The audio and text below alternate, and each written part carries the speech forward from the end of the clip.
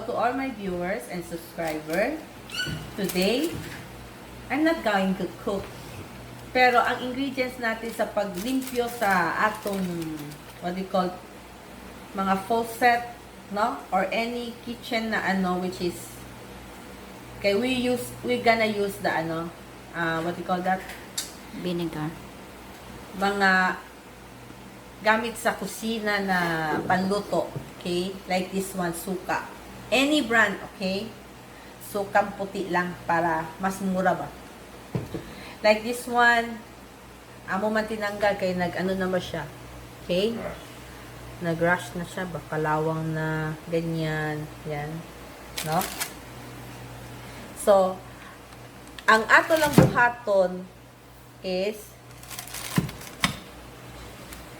focus mo sa akin. Yan. Ato lang butangan ng suka. Ilagay siya sa plastic. Ganyan. Even mga shower na ano, what do you call that yan? Shower head. Mga shower head, namuti na because of the water na ano, residue niya. Na-stock up na siya, ganyan. Ato lang ibutang, like this one. Ibabad lang siya. Yan. Ibabad lang sa suka for overnight. Like this one, no? Kaya itong side, ako naman nababad na sa suka overnight. So, makita mo, tanggal, oh. Because of the suka. Yan, oh. So, para na siyang bago. Sinaw na ulit. Okay? So, at itong side, wala pa man. Oh, this one, oh, wala pa.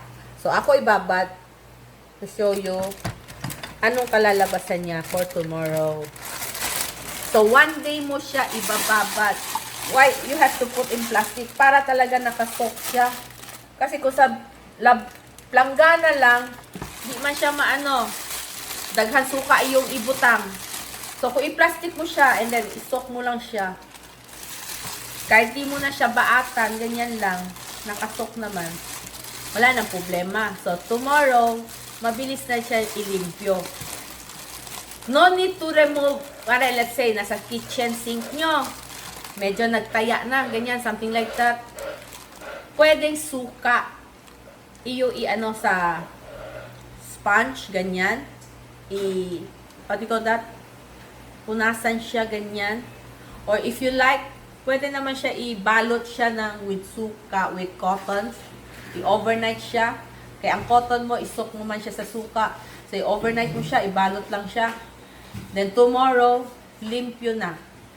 No need na mga sabon, na sige magkuskus, di matanggal. This one will do. Even sa mga kawali, yung lubot ng kawali, itim na because of, ayun, sa pagluto ba. So, pwede din yun, ibabad siya sa suka pa rin. And then, the next morning, gamay na lang iyong ipangkuskus nun. Tanggal na dyan ang mga sebo, yung mga nakadikit na mga ano. Yan, ganyan lang. So, tomorrow, I show you kung gaano na to kalinis. Okay? So, bye-bye! Hello!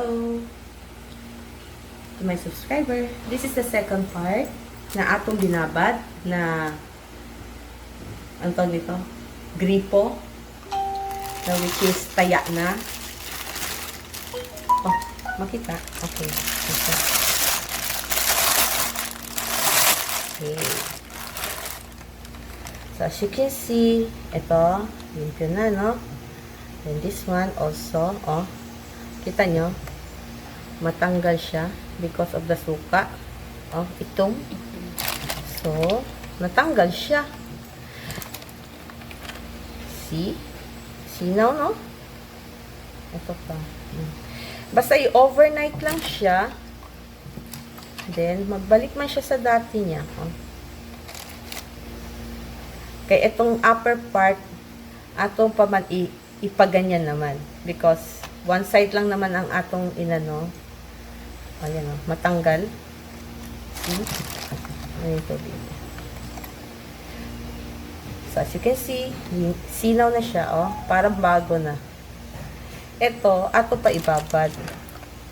Oh, another overnight, ganyan lang. Don't worry about the suka. Okay. After using it, guys, yung suka ba, pwede nyo muna ilagay sa garapon. Ibutang lang na use na, no? Para sa hindi pwede for food. Kaya nagamit mo man sa paglimpyo sa mga gripo. Even sa mga, what you call that, shower head, inyo lang tantangin and then ibabad lang.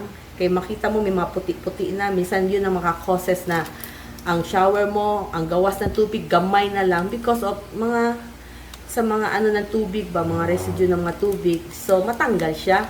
Overnight lang siya. Magiging limpyo na, wala na yung mga puti. Iyo lang brushan ng gamay para matanggal lang ng todo mga puti-puti. Pero for sure tanggal jud. No need to buy a new one. Mga shower head, mga gripo, kung inkasong ganito na. Pero no need to tanggal. This one kasi amo man yung mga luma namin ba, amo tinay kung maano pa siya. So this one, itong side, hindi man natin nababad. Only this side. No? As you can see, dalawa yan eh. Oh, tanggal din siya, oh. Makita mo yung kamay ko, maitim, pero matanggal siya. Because of this one, tanggal jud. No? Oh, you see? Oh. So, iyo lang, i-brush na ng sabon, tanggal na jud.